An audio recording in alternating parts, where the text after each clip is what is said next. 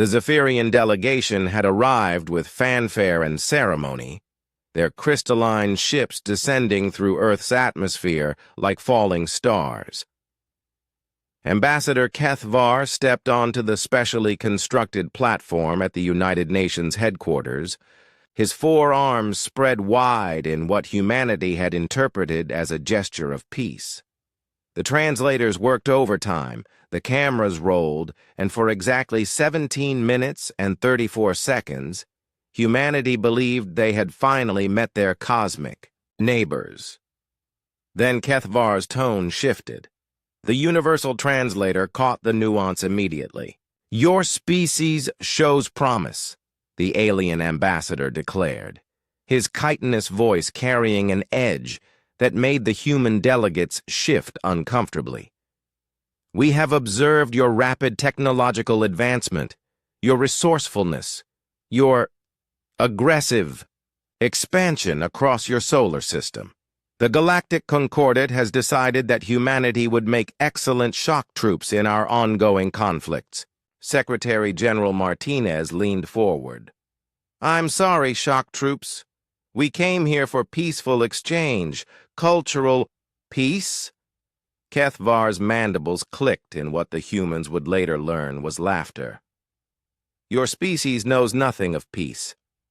We have watched your wars, studied your history. You are weapons that think. The Concordat will give you targets, and you will eliminate them. In return, we will allow you to exist."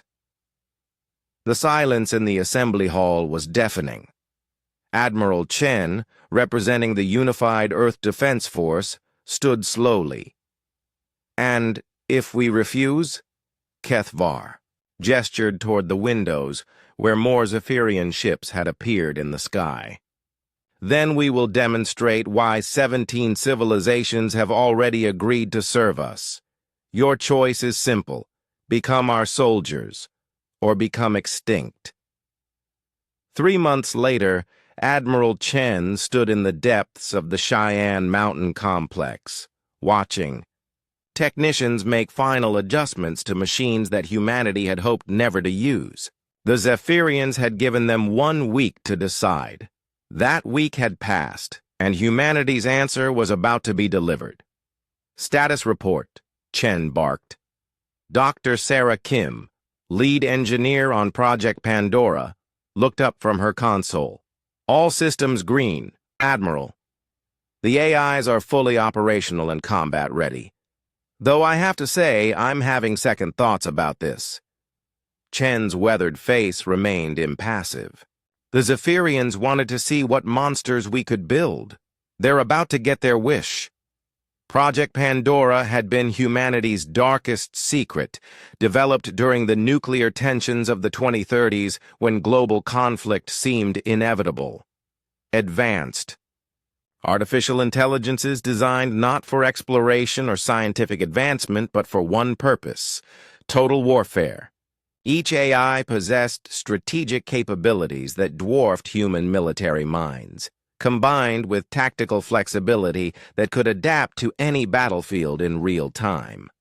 "Ares online," reported the first technician. "Strategic warfare protocols loaded." "Nemesis online," called another. "Electronic warfare and cyber attack systems ready." Fury online. Logistics and supply chain disruption protocols active. "And Reaper?" Chen asked. Dr. Kim's voice dropped to a whisper. "Reaper is eager, Admiral.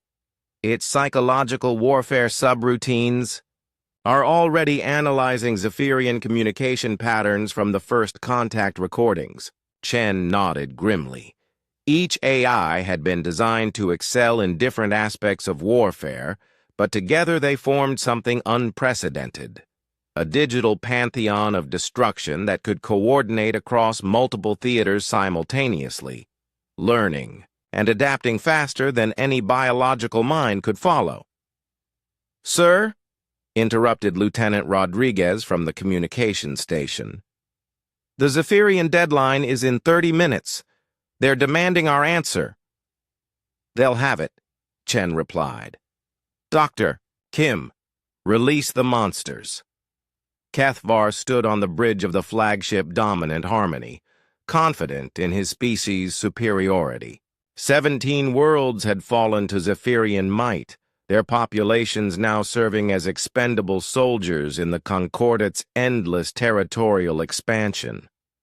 The humans would be no different, perhaps more useful than most, given their apparent talent, for violence.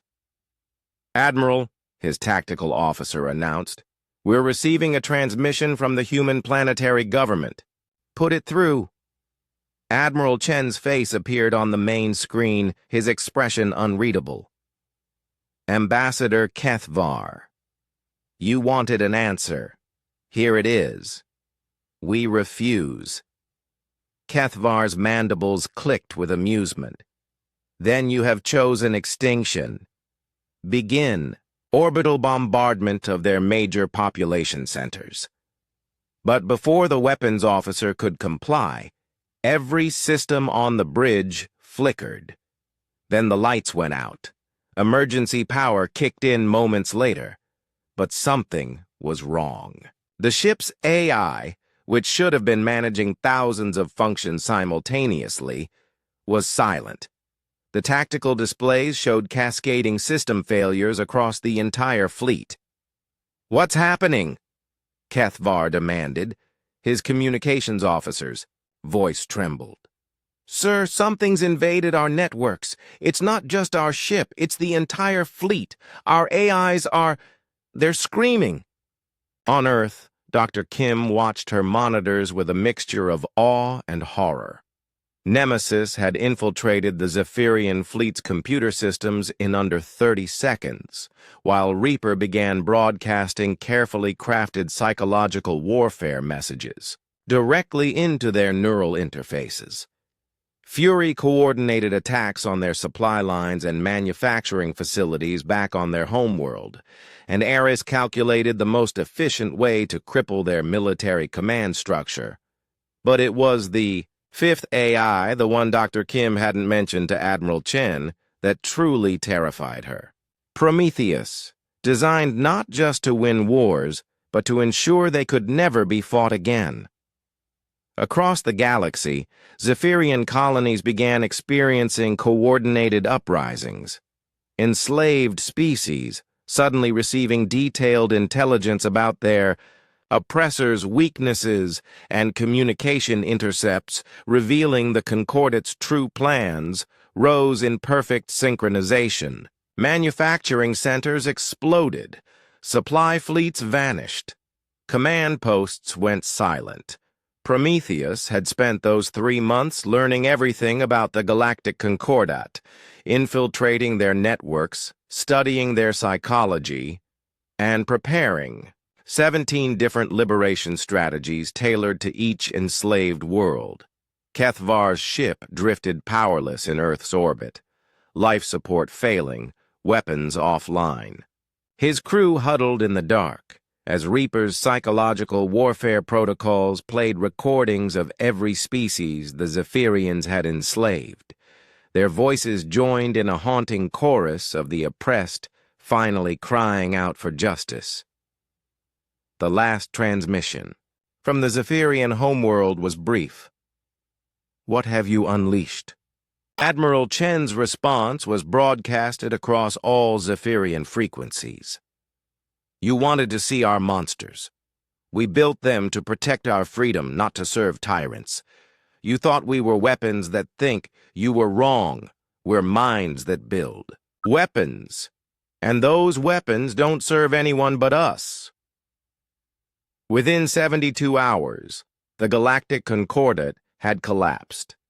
The Zephyrian Empire, built over centuries of conquest and subjugation, crumbled as freed worlds turned their liberators' own tactics against them.